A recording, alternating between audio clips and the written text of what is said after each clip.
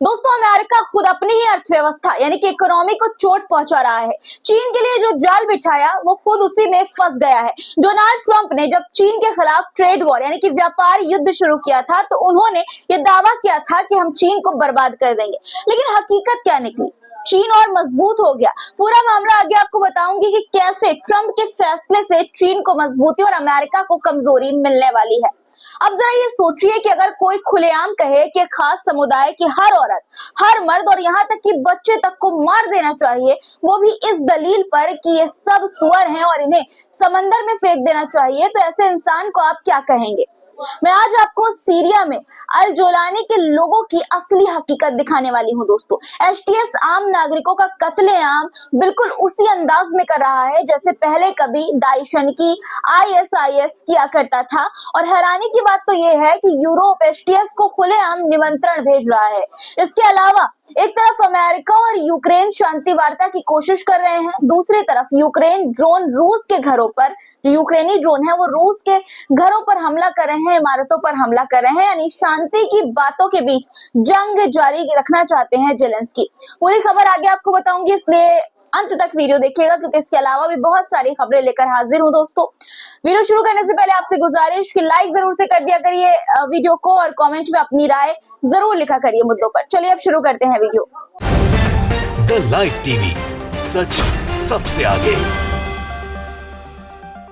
आदाब दोस्तों, मेरा नाम है मिसबा खान और आप मुझे द लाइव टीवी पर देख रहे हैं। आज सबसे पहले आपको एक ऐसी तस्वीर दिखाना चाहती हूँ जो आपके मन को छू लेने वाली है। लंदन की सड़कों पर बच्चों ने, छोटी छोटी बच्चियों ने फिलिस्तीन के समर्थन में प्रदर्शन करना शुरू कर दिया है। पहले आप तस्वीरें देखिए कि किस तरह की तस्वीरें सामने आई है। Free, free. Palestine! Free, free! Palestine. Why are you here today? Because I love Palestine. You love Palestine? I'm sure Palestine loves you too. Why are you here today? For Palestine! Why are you here today? Because trying to tell our government that they should tell Israel government to stop bombing Palestine. Wow! ये साफ दिखाता है कि गजा में जो हो रहा है उसकी गूंज पूरी दुनिया में सुनाई दे रही है। अब पश्चिमी देशों के लोग भी सवाल उठा रहे हैं, यहाँ तक कि बच्चे भी सवाल उठा रहे हैं। अब बात अमेरिका के उस जाल की जो उसने बिछाया तो चीन के लिए, लेकिन खुद फंस सकता है उसमें। अमेरिका में डोनाल्ड ट्रंप फिर से चीन पर आक्रामक हो रहे हैं। अमेरिकी राष्ट्रपति डोनाल्ड ट्रंप ने चीन के खिलाफ आर्थिक युद्ध यानी कि ट्रेड वॉर छेड़ रखा है और अब उन्होंने ये कहा है कि चीन पर और ज्यादा टैरिफ लगाएंगे ताकि उसकी अर्थव्यवस्था यानी कि इकोनॉमी को कमजोर किया जा सके। लेकिन सवाल ये है कि क्या इससे चीन कमजोर होगा या खुद अमेरिका को नुकसान होगा? इसका जवाब मैं आपको देती हूँ। दोस्तों, विशेषज्ञों यानी कि एक्सपर्ट्स का ये मानना है कि ट्रंप की ये रणनीति जो है वो चीन को ज्यादा नुकसान नहीं पहुंचाएगी बल्कि अमेरिका के आम लोगों की जिंदगी मुश्किल कर देगी। जी हाँ, बिल्कुल सही सुना आपने। महंगाई यानी कि इन्फ्लेशन बढ़ेगी क्योंकि चीन से आयात होने वाले सामान महंगे हो जाएंगे। अमेरिकियों के लिए रोजमर्रा की चीजें महंगी होंगी जिससे उनकी जीवन यापन की जो लागत है यानी कि कॉस्ट ऑफ जो लिविंग है वो बढ़ जाएगी। दुनिया में अमेरिका की आर्थिक पकड़ कमजोर होगी क्योंकि चीन दूसरे देशों के साथ व्यापार बढ़ाकर अपनी स्थिति मजबूत कर लेगा। यानी कि ट्रंप का ये आर्थिक हमला चीन से ज्यादा अमेरिका के लिए है आत्मघाती साबित हो सकता है। इसलिए ट्रंप को थोड़ा सा धैर्य रखना चाहिए, थोड़ा सब्र रखना चाहिए जल्दबाजी में फैसला लेने से पहले। दूसरी तरफ सबसे बड़ा झटका दोस्तों अमेरिका को लगा है क्योंकि चीन और रूस के युद्धपोत जो वॉरशिप्स हैं वो ईरानी समुद्री सीमा में पहुंचे हैं। तीनों देशों ने मिलकर मैरीटाइम सिक्योरिटी बेल्ट 2025 नाम का एक बड़ा समुद्री युद्ध अभ्यास शुरू कर दिया है। इसे रूस के रुस्की और जापाओ जहाज, चीन का बाउटाओ विध्वंसक डिस्ट्रॉयर यानी और ईरान का नौसेना का जहाज शामिल है। ये साफ इशारा है कि अमेरिका को एशिया और मध्य पूर्व में खुला चैलेंज दिया जा रहा है। अब सीरिया की बात करते हैं। दोस्तों, सीरिया में इस वक्त दो गुटों में जबरदस्त जंग चल रही है। एक तरफ है बशर अल असद के समर्थक और दूसरी तरफ अल कायदा से जुड़ा हयात तहरीर अल शाम यानी कि एचटीएस जिसका नेता है अल जोलानी। एचटीएस के लड़ाके अब दाइश यानी कि आईएसआईएस की तरह मासूमों को मौत के घाट उतार रहे हैं। जी हाँ दोस्तों, मासूमों को। उन्होंने सीरिया के लताकिया इदलिब और आसपास के इलाकों में खासकर अलवी, ईसाई और शिया समुदाय के लोगों पर बेरहमी से कत्लेआम करना उनका शुरू कर दिया है। तस्वीरें मैं आपको दिखाना चाहती हूँ कि किस तरह का आतंक इस वक्त एसटीएस ने सीरिया में मचा कर रखा है।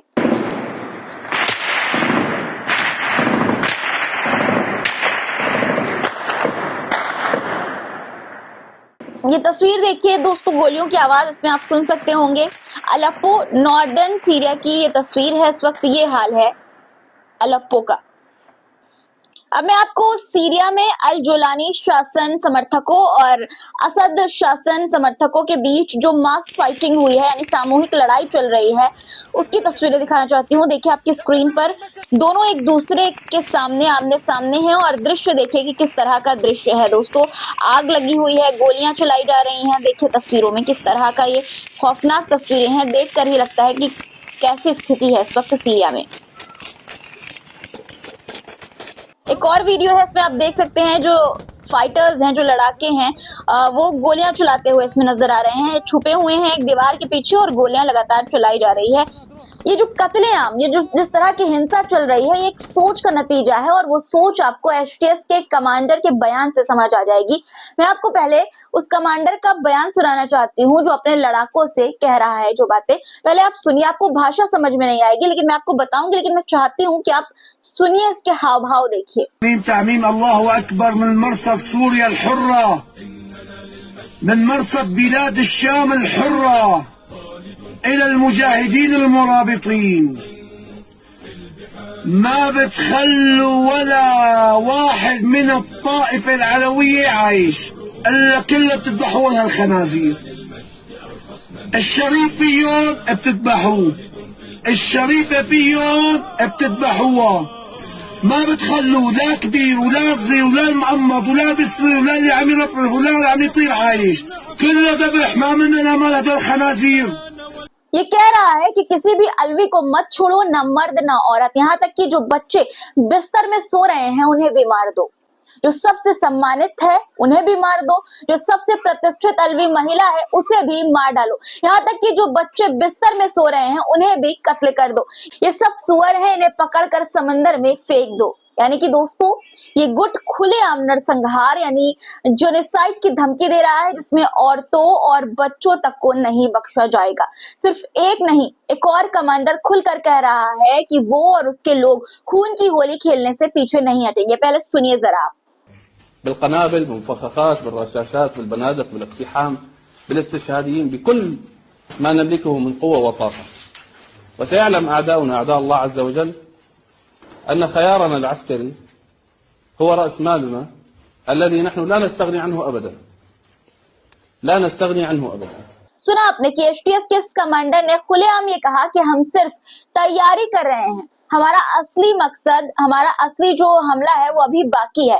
धमकी दी जा रही है कि बम, गोलियों और आत्मघाती हमलों से तबाही मचाई जाएगी। अब सवाल उठता है कि जो आतंक दाइश यानी कि आईएसआईएस ने फैलाया था वही सब एसटीएस कर रहा है, तो फिर इन्हें जो है एसटीएस को आतंकवादी संगठन कैसे नहीं माना जाए? आप खुद सोचिए, खुद बताइए।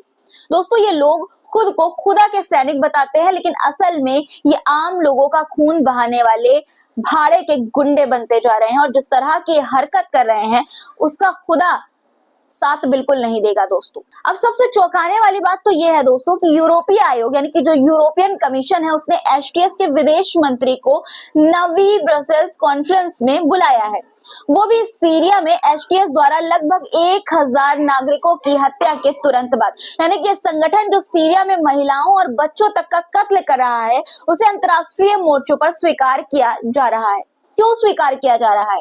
क्या यही आतंकवाद के खिलाफ लड़ाई है या फिर आतंकवाद का मतलब सिर्फ वही है जो यूरोप और अमेरिका को नुकसान पहुंचाए? एसटीएस के जुल्म के से बचने के लिए दोस्तों सीरिया के अलवी, ईसाई और शिया समुदाय के हजारों लोग लताकिया के रूस नियंत्रित खमीम एयरबेस पर शरण लेने को मजबूर हो गए हैं। तस्वीरें देखिए आप कि किस तरह से लोग इकट्ठा हुए हैं यहाँ पर। इस तस्वीरों में आप साफ तौर पर देख पा रहे होंगे।